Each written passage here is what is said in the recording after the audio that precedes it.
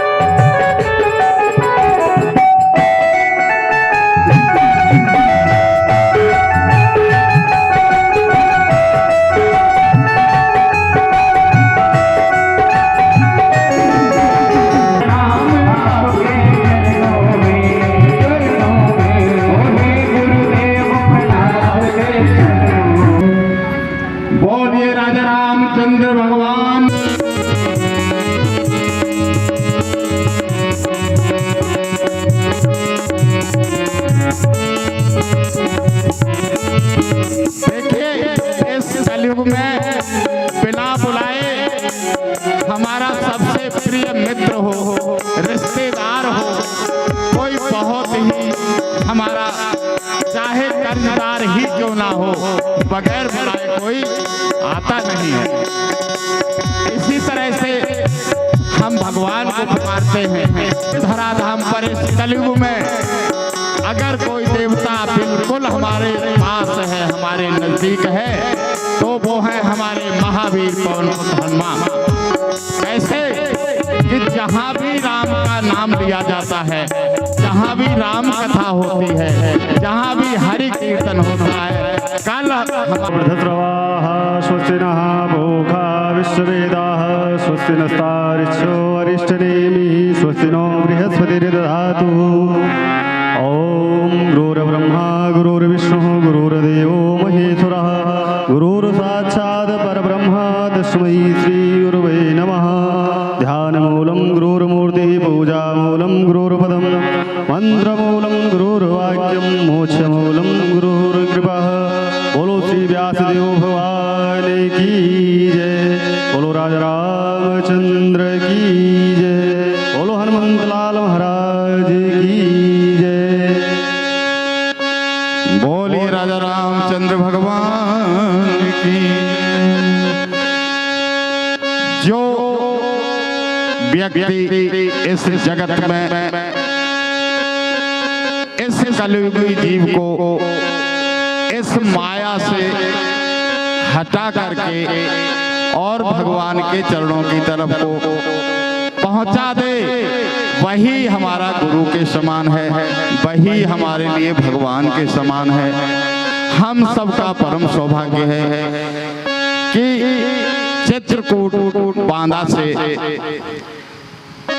चल करके और इस अवध की धराधाम पर पधारे हुए हमारे परम आदरणीय का समाधान भी आप लोगों को कथा के प्रारंभ में मिलेगा। बोलिए राजा रामचंद्र भगवान की जय हो।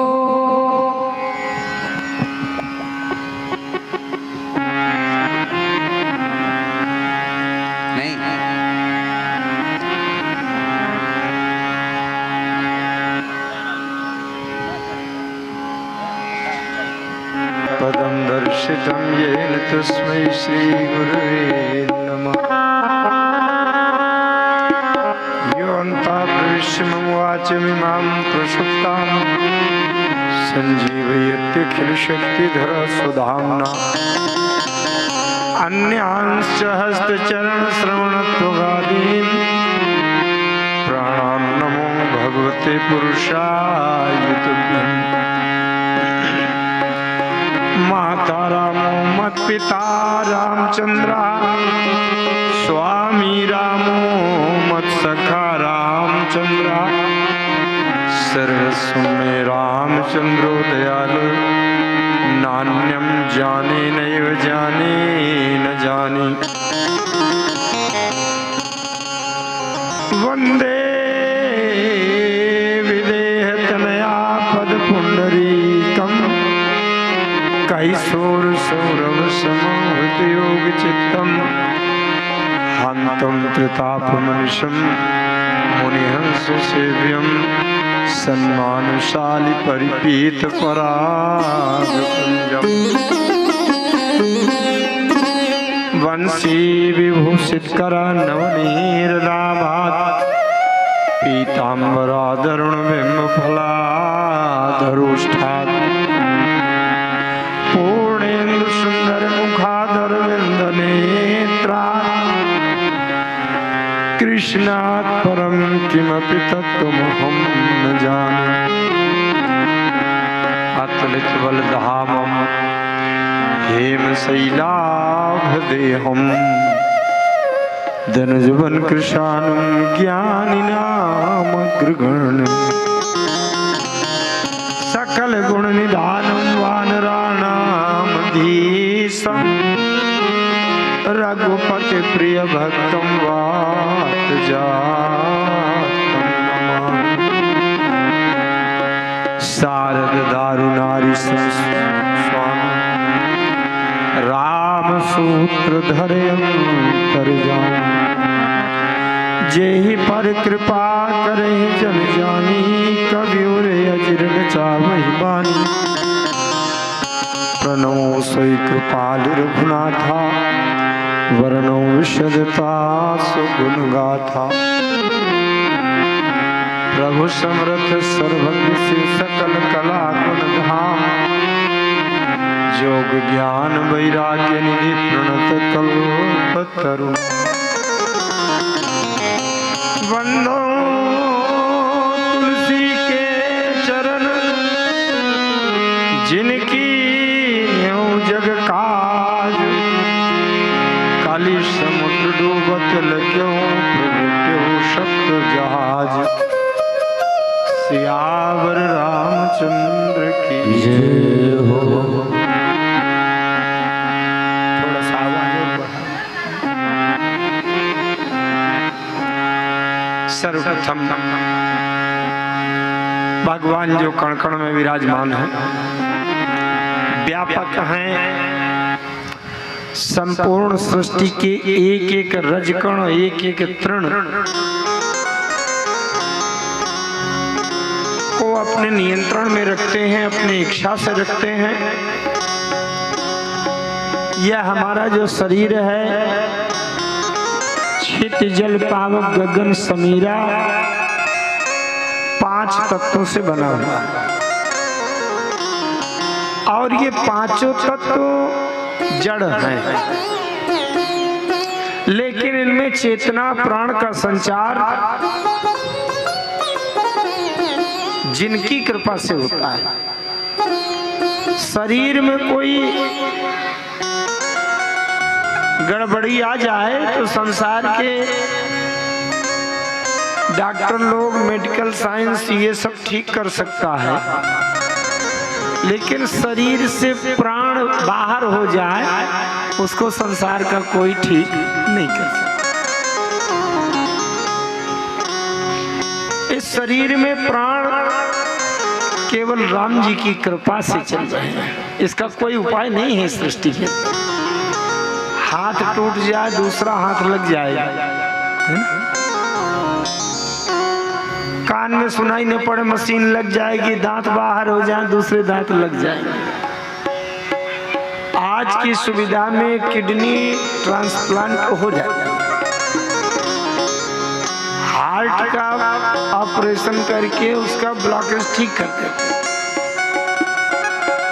लेकिन 5 मिनट के लिए भी किसी डॉक्टर से कहा जाए कि शरीर से थोड़ा प्राण गायब रहेंगे और 5 मिनट इस शरीर को चला दो, संपूर्ण सृष्टि में केवल राम जी के अलावा और कोई नहीं कर सकता। ऐसे मेरे जीवन के परम प्राण धन, जिन्होंने सब कुछ दिया, जीवन दिया, प्राण दिया, ऐसे विचार दिए, ये पवित्र धरती, ये देश भारतवर्ष, गंगा जी, यमुना जी, सरजू मैया की धारा से अभिसिंचित इस भूमि के कण, धूल के पावन रजकण को प्रणाम करने का सौभाग्य दिया, कहां तक वर्णन करूं। विनय पत्रिका में गोस्वामी जी कहते हैं, कोटि मुख कही जातन प्रभु के, एक एक उपकार, तदपि नाथ कछु और मांगी हो, दीजे परम उदार। अगर अपने जीवन में भगवान की कृपा और उनके उपकार का स्मरण करें, एक एक उपकार के बदले हम अपने प्राण भी दे दे प्रभु को, तो कुछ नहीं दिया, क्योंकि वो प्राण भी तो उन्होंने दिया था, उन्हीं का लौटा दिया। ऐसे मेरे प्रभु, जिनके रोम रोम में असंख्य ब्रह्मांड सधे हुए हैं, सर्व जगन नियंता, सर्वेश्वर, सर्वाधार, सर्वसमर्थ प्रभु, सर्वांतरात्मा, दीन उनको अति प्रिय हैं, जो दीनों को हृदय से लगाकर उनके दैन्यता का मनोमालिन्य दूर करते हैं। अधमों का उद्धार करना, पवित्र को, पतितों को पवित्र करना, यह उनका स्वभाव बन गया है। इसके बिना उनको चैन नहीं पड़ता। और अगर कोई आकर के त्राहिमाम शरणागतम कहकर गिर जाए, चाहे असंख्य जन्मों से उसने पाप ही प्राप्त किया हो, लेकिन अगर कोई त्राहिमाम शरणागतम कहकर गिर जाए, तो चाहे उनको अपने प्राणों की बाजी लगानी पड़े, लेकिन उसके रक्षा की प्रतिज्ञा किए बैठे हैं। इतनी करुणा कहाँ मिलेगी। ऐसे मेरे प्रभु श्री सीताराम जी के पावन श्री चरणों में सब कुछ समर्पण करता हूं। आप सभी राम कथा रसिक भक्तजनों को, भाग्यशाली विशिष्टतम व्यक्तित्व महापुरुष सभी श्रोताओं को साथ में लेकर भगवान से प्रार्थना करता हूं। अच्छा, प्रार्थना करते समय मैं सबको साथ में क्यों ले लेता हूँ?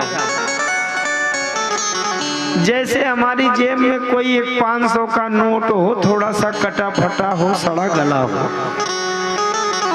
एक नोट लेकर दुकान में, बाजार में चलाने जाएं, तो सेठ जी ऐसे देखेंगे नोट, अरे पंडित जी ये तो कटा है, ये नहीं लेंगे। सड़ा गला नोट नहीं चलता। लेकिन अगर 100 नोट मिला करके एक पूरी गड्डी बनाई जाए, तो एक आध नोट तो सड़ा गला उसके दब के बीच में गड्डी में चल जाता है कि नहीं?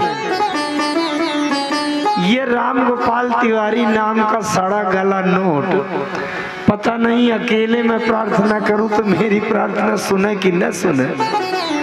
और इतने सब भक्त बैठे हैं, तो इतने अच्छे नोटों के बीच में ये सड़ा गला नोट भी दबे दबाए भगवान से प्रार्थना करने की साहस कर। प्रभु, संसार के आकर्षण में, संसार के लुभाव में, संसार के इस सौंदर्य के चक्कर में तो ये जीवन जा ही रहा है दीनानाथ, लेकिन मनुष्य का जीवन केवल एक काम के लिए मिला है, जन्म मृत्यु के बंधे हुए चक्र से छूटकर निकलकर हम भगवान के चरणों में पहुंच जाएं। ये हमारे जीवन का, एक जीवन का नहीं, असंख्य जन्म जन्मांतरों का ये लक्ष्य है। लेकिन ये लक्ष्य केवल मनुष्य के शरीर से ही पूर्ण होना संभव है। भगवान से प्रार्थना करता हूँ, प्रभु आप अपने चरणों तक बुलाने के लिए इस दीनहीन अज्ञानी भटकते जीव पर कृपा करो। इस कलयुग में और कोई साधन हो ही नहीं सकता, न ज्ञान की समाधि लग सकती, न कर्म के सिद्धांत से निर्वाह हो सकता, और न भक्ति का निर्मल पवित्र भाव हृदय से निकलता कि आपको बस में कर ले। इस कलयुग में केवल आपका नाम और आपकी कथा ही जीव का सहारा है। कथा में भी जिस कथा को हृदय तक पहुंचना चाहिए वैसी कथा मिले और उस कथा में मन लगे, समझने में बुद्धि लगे, चित्त में वो कथा पहुंचे, तब इस जीव का कल्याण संभव है। और ये पूरा का पूरा संयोग योग तभी संभव है जब इस जीव के हृदय में आकर के आप बैठ जाइए, और जो भी कथा के लिए हमको समय संयोग अवसर प्राप्त हुआ है, उतने समय तक हमारे हृदय में बैठ करके हमारे मन को भटकने से बचाइए, बुद्धि एकाग्र करिए, चित्त में अपनी कथा पिला दीजिए दीनानाथ। जीव पर उपकार यही हो सकता है। भगवान में समर्पण के साथ इस धरती पर राम जी जिनको जिम्मेदारी दे करके गए हैं, धरती से जब राम जी की लीला संपन्न हो गई, अंतर ध्यान होने लगे, हनुमान जी खड़े थे साथ। राम जी ने कहा, हनुमान जब तक ये धरती रहे, जब तक गंगा जमुना सरजू की धारा बहे। हनुमान जी ने कहा, प्रभु आप न रहोगे तो मैं क्या करूंगा, क्यों रहूं? हनुमान जी ने कहा, अगर तुम नहीं रहोगे तो राम कथा का आयोजन कौन कराएगा? यत्र यत्र रघुनाथ कीर्तनम तत्र तत्र कृतमस्तकांजलि। जहाँ जहाँ राम जी की कथा होती है, राम जी का कीर्तन होता है, वहाँ सबसे पहले श्री हनुमान जी महाराज जाकर के उपस्थित होते हैं, बैठते हैं। कथा में संरक्षक बन करके बैठते हैं, उसकी सुरक्षा बनी रहे। सबसे प्रथम श्रोता के रूप में आकर के बैठते हैं। अनंत बलवंत संत भगवंत हनुमंत लाल जी के चरणों में इस एक दीनहीन क्षुद्र जीव का समर्पण गोस्वामी तुलसीदास जी के उपकार को एक श्वास के लिए भी भुलाया नहीं जा सकता। लेखनी चलाकर कितने सरल शब्दों में गोस्वामी जी ने संपूर्ण वेद वेदांत उपनिषद ब्रह्म सूत्र भक्ति सूत्र संपूर्ण शास्त्र 18 पुराण और सारे धर्म ग्रंथों को अपनी लेखनी में समेट कर हमारी बोलचाल की शैली भाषा शब्दों के माध्यम से कहने सुनने में जो हम लोग पहुंच सकते हैं, ऐसी गिरा ग्राम सिया राम जस गांव के लोग भी बोल सके, ऐसे शब्दों के माध्यम से गोस्वामी जी ने हमको भगवान की कथा को हृदय तक पहुंचाने के लिए ये श्री रामचरितमानस देकर के मानो उपकार किया है। और इस कलयुग में राम जी को सरलतम बना करके हमारे तक पहुंचाने की बड़ी कृपा की है। ऐसे पूज्यपाद गोस्वामी तुलसीदास जी महाराज जी के पावन श्री चरणों की रज कण को माथे पर धारण करता हुआ उनकी लेखनी का रहस्य उन्हीं से समझने से के आशीर्वाद की प्रार्थना याचना करता। उसी श्रेणी में खूब राम जी अवतार लेकर आ जाए, खूब हनुमान जी बने रहे, गोस्वामी तुलसीदास जी महाराज खूब लिखकर ग्रंथ रख दे, लेकिन अगर हमारे सुनील मिश्रा जी के अंदर ये प्रेरणा ना हुई होती,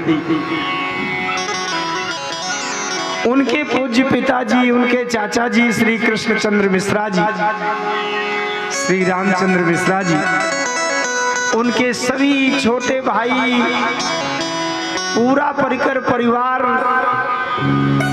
उनके हृदय में भगवान की प्रेरणा न हुई होती कि यहाँ कथा हो जाए, तो ये लाभ कहां से मिलता है। मैं आपको बात बता दूं, इस धरती में, इस विश्व में, इस संसार में इतनी ऊंची सोच भी केवल राम जी की कृपा से हो सकती है। हमारे बड़े ही प्रिय आपकी धरती माटी इसी धूल में जो लोट लोट कर खेल खेल कर पढ़ लिख कर बड़े हुए हैं, आज देश की राजधानी के क्षेत्र ग्रेटर नोएडा में जिनका यश प्रकाश व्यक्तित्व, उनका स्वभाव, सदाचार, समर्पण, सच्चाई, सत्यता, संतत्व का यश प्रकाश का सूर्य जहां चमक रहा है ग्रेटर नोएडा में, ऐसे सुनील मिश्रा जी ने अपने जीवन में एक लक्ष्य निर्धारित किया है जो पूरे संसार को, विश्व को प्रभावित करेगा, सन्मार्ग में चलने की प्रेरणा देगा। श्री सुनील मिश्रा जी ने रामचरितमानस विश्वविद्यालय की स्थापना का संकल्प लिया है, जो इस धरती में नहीं कोई सोच सकता, संसार में जहां तक सोच नहीं पहुंच सकती। मैं राम जी से प्रार्थना करता हूं, प्रभु मेरे भी जीवन की सांसें सुनील मिश्रा जी के साथ में जोड़ देना, मेरे भी तन मन धन को उनके साथ लगा देना, लेकिन सुनील मिश्रा जी के इस लक्ष्य को पूरा करके रामचरितमानस के विश्वविद्यालय की स्थापना करवा देना,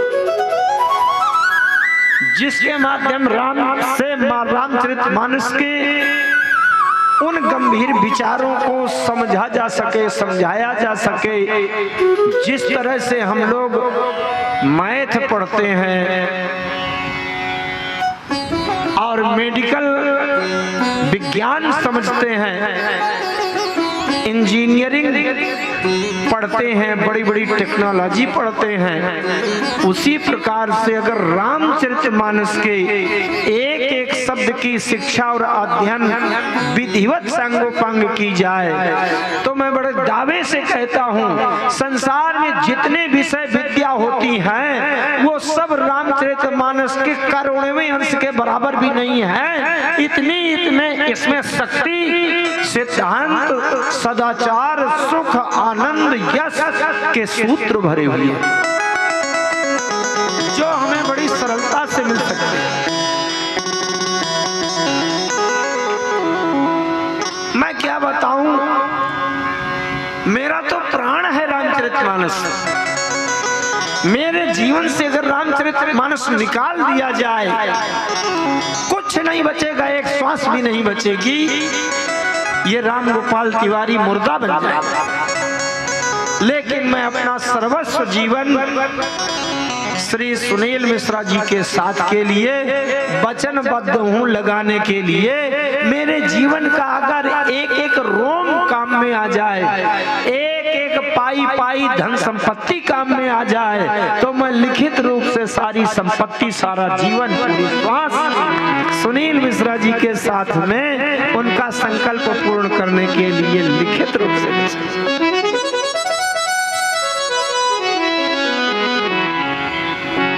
कितना बड़ा भाग्य है इस गांव का। भले ही गांव के लोग,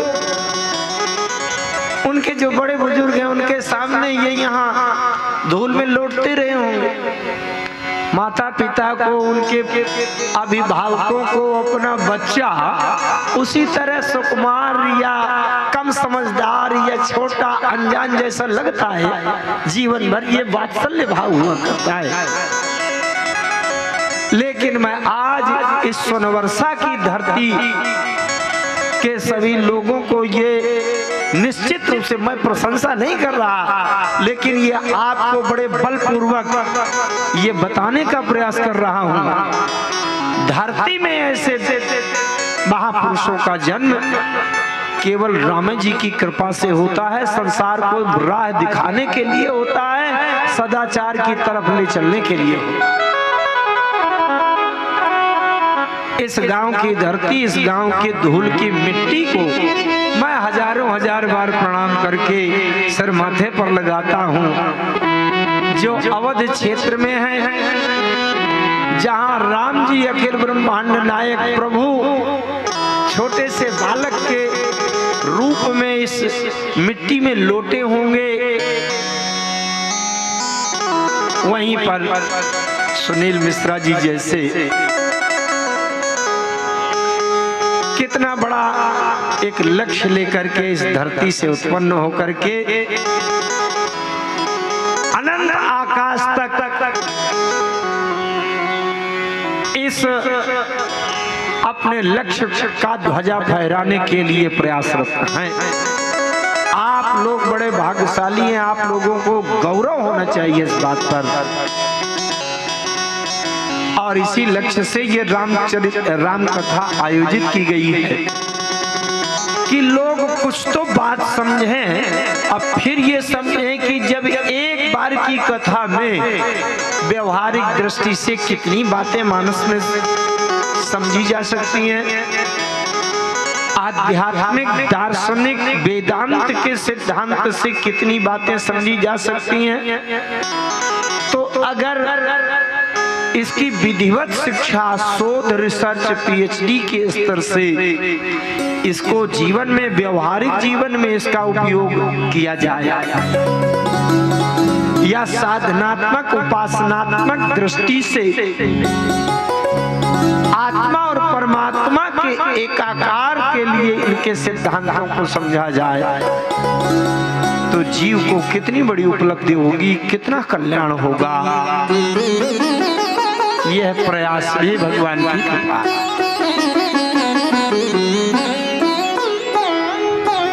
आज हमारे बीच में अनिल शुक्ला जी आए हैं, बड़ी प्रसन्नता होती है। आप तो रामचरितमानस के प्रति इतने समर्पित हैं, इसके अखंड पाठ का बड़ा विधिवत, बहुत तन्मयता से, समर्पण भाव से आयोजन करते हैं। बहुत उच्च कोटि के ज्योतिष के प्रकांड पंडित विद्वान हैं, धर्म, शास्त्र, संस्कार, साहित्य से जुड़े हुए हैं। आपके आगमन से इस सभा में विशेष गांधीर्य और प्रतिष्ठा प्राप्त हुई है। इस गांव के सभी प्रतिष्ठित क्षेत्र के सभी विशेष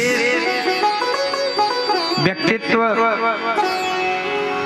जो सभी राम कथा के इस पंडाल में उपस्थित हैं, पिछले दिनों में रहे हैं, अभी भी हैं, वो तो महाभाग्यशाली हैं।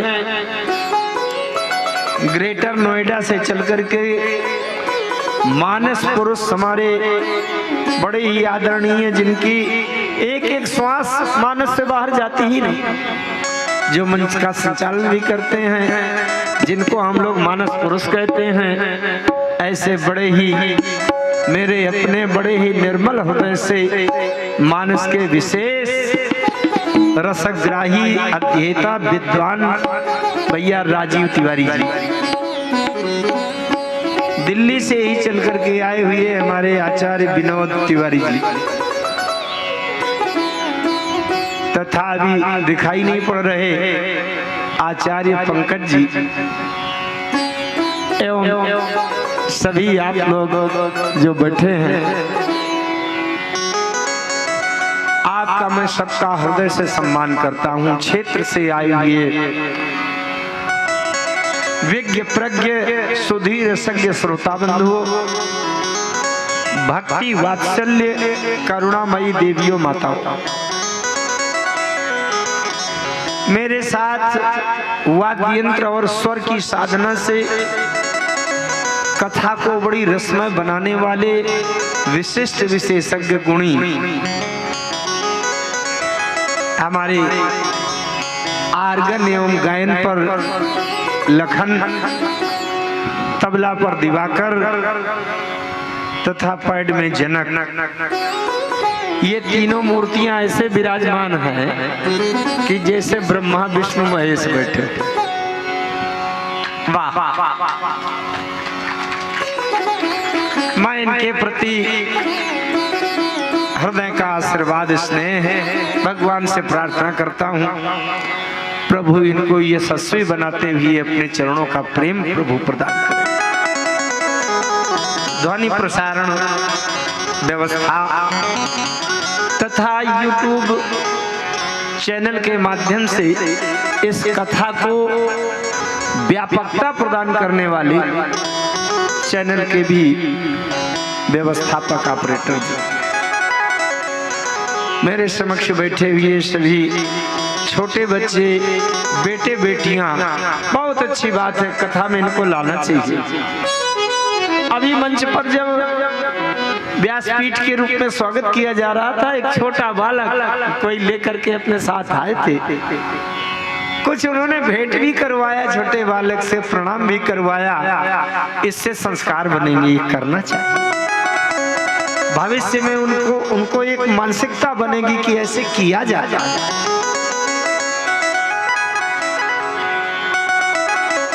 यही भावी कर्णधार हैं अपनी संस्कृति को आगे ले चलने के। आइए सबके बीच में राम कथा प्रारंभ करें।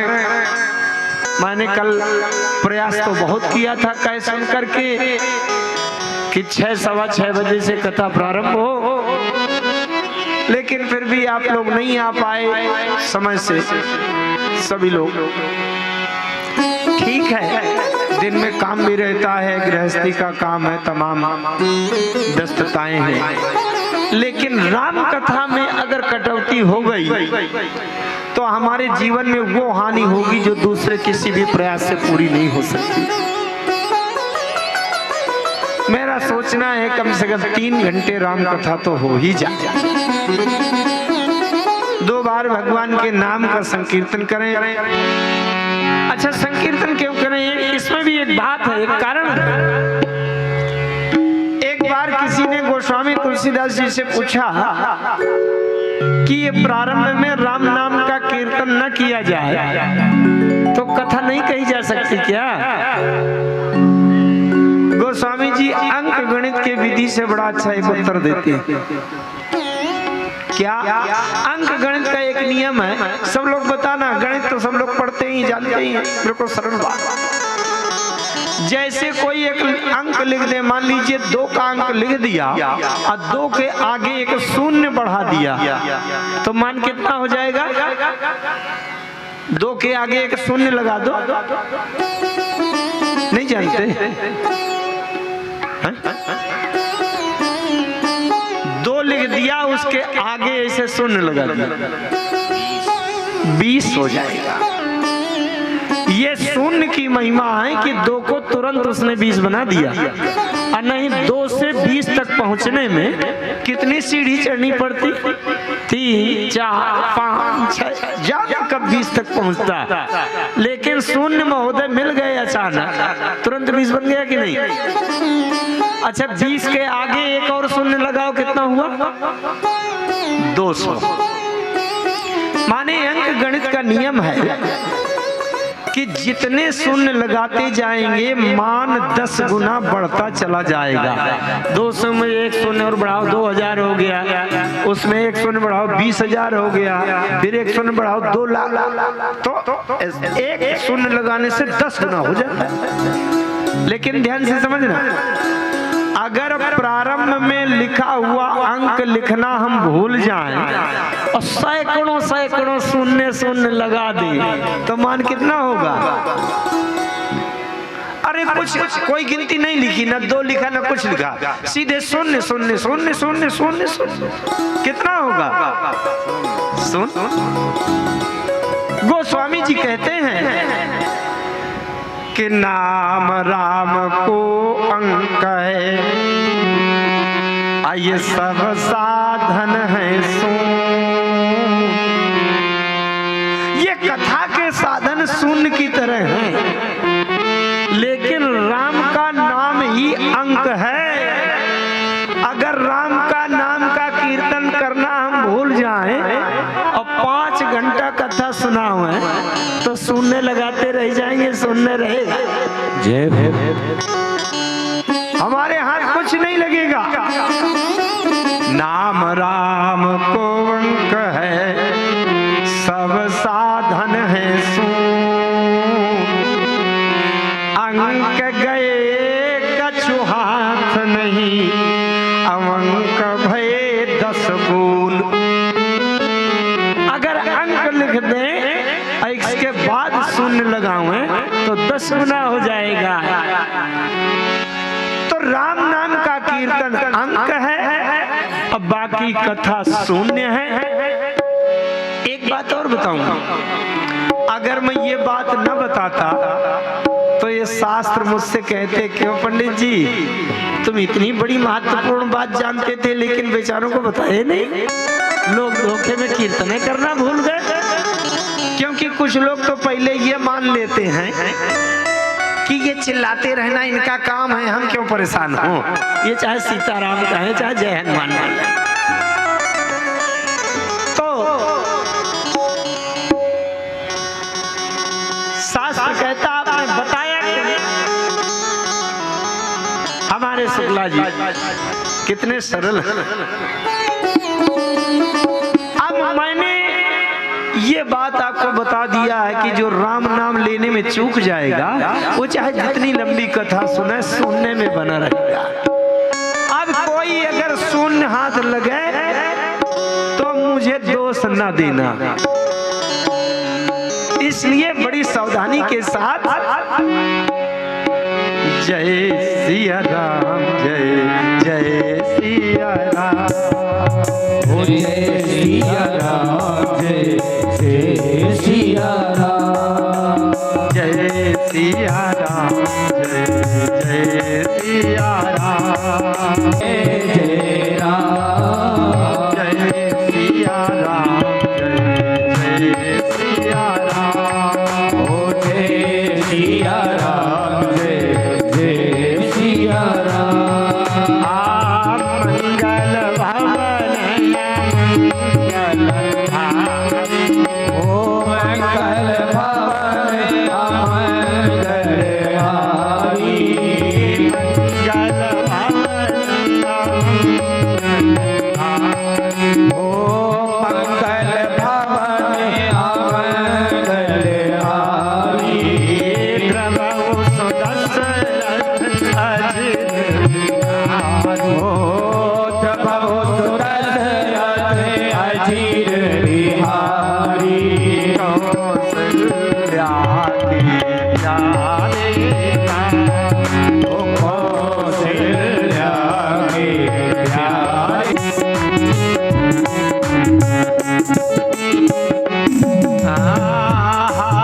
रघुनंदन प्राण पीते, हार गुणतन प्राण पीते, तुम बिनु जियत बहुत दिन बीते, ओ तुम बिन जियत बहुत दिन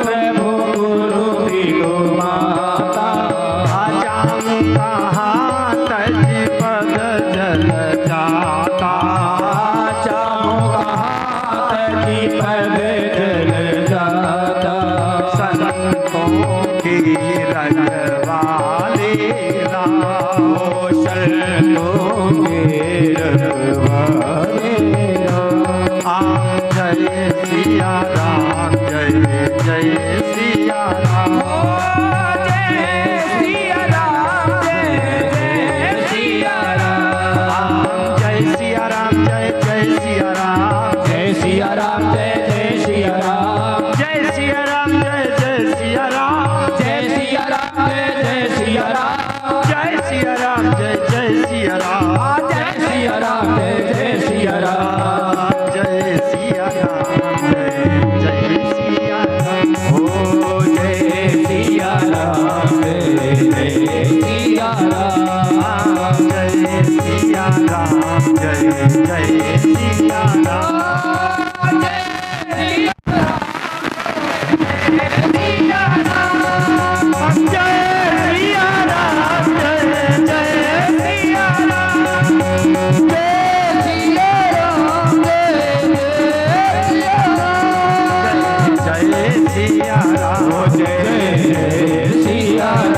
जय सिया राम जय जय सिया राम।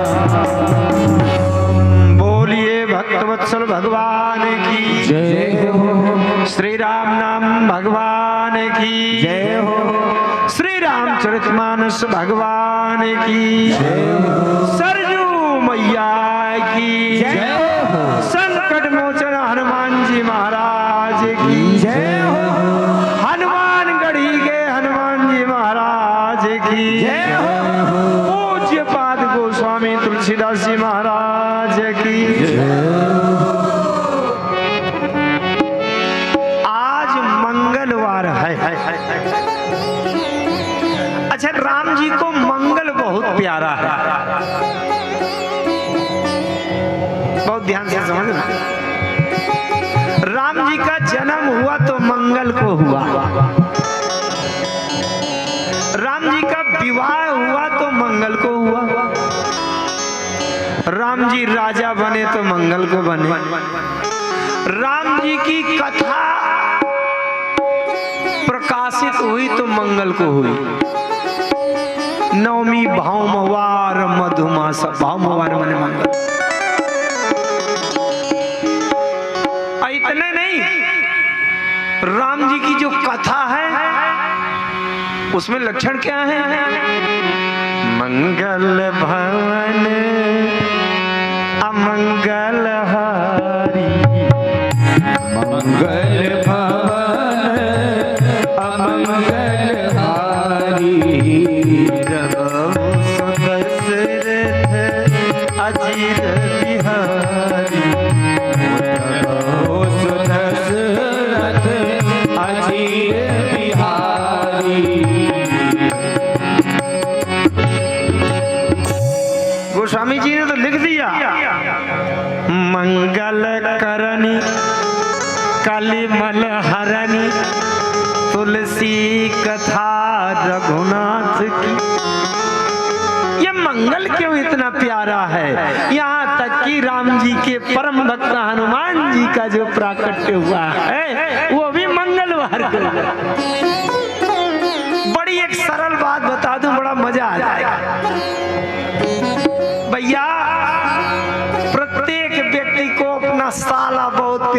होता है, ये मंगल जो है राम जी का साला है। साला जो ससुराल में पत्नी का भाई होता है वो साला, ये मंगल जो है राम जी का साला है। अब बताओ साला किसको प्यारा नहीं है? कैसे? कठिन बात नहीं है। राम जी की पत्नी मैंने सीता जी, और सीता जी की माँ कौन है? ये भूमि, ये पृथ्वी। अब मंगल कौन है? भूमि का पुत्र है मंगल। तो पृथ्वी की पुत्री है सीता, पृथ्वी का पुत्र है मंगल। तो सीता जी और मंगल भाई बहन हुई है कि नहीं? अब भूमि का पुत्र है, इसलिए इसको क्या कहते हैं? भौम।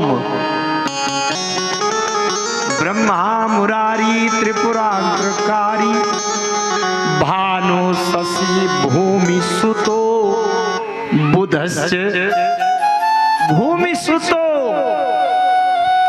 राम जी को भी अपना साला बहुत प्यारा लगता है। मंगलवार, आज मंगलवार है, बड़ी मांगलिक कथा होने की आशा है। मैं नहीं जानता कुछ, क्योंकि मुझे पता ही नहीं रहता कि कौन सी कथा निकले। अब जैसा निकलवा दे। हमारे संचालक जी मानस पुरुष आदरणीय श्री राजीव तिवारी भैया ने कहा सरजू जी में स्नान किया जाए। देखिए रामचरितमानस में, बहुत ध्यान से समझना, रामचरितमानस में चाहे पेड़ पौधा आया हो, रामचरितमानस में पाकर वृक्ष की चर्चा ही कई जगह। पाकर जम्बु तमाल रसाल तमाला। आपके ये पाकर जो वृक्ष हैं, ये कोई पेड़ नहीं है, रूप जरूर वृक्ष का है, लेकिन ये साक्षात देव हैं, साक्षात देवता है। इसी प्रकार से चाहे पशु पक्षियों की बात आवे, चाहे पर्वतों की बात आवे, चाहे नदियों की बात आवे, ये केवल नदियां, केवल पत्थर। शैल हिमांचल आदिक जेते, विंध्य पर्वत, हिमांचल पर्वत, कैलाश पर्वत, सुमेर पर्वत, ये कोई साधारण पत्थर है क्या? ये जो सरिताएं बह रही हैं, ये कोई केवल नदी नहीं है। राम भगति जहाँ सुर सैरी धारा, राम भगति जहाँ सुर सैरी धारा, सरसाई ब्रह्म विचार प्रचारा। सरसाई ब्रह्म विचार प्रचारा, राम भगति जहाँ सुर सैरी धारा, राम भगति जहाँ सुर सैरी धारा। सुरसरी माने गंगा, गंगा जी की धारा। केवल बहता हुआ पानी है क्या?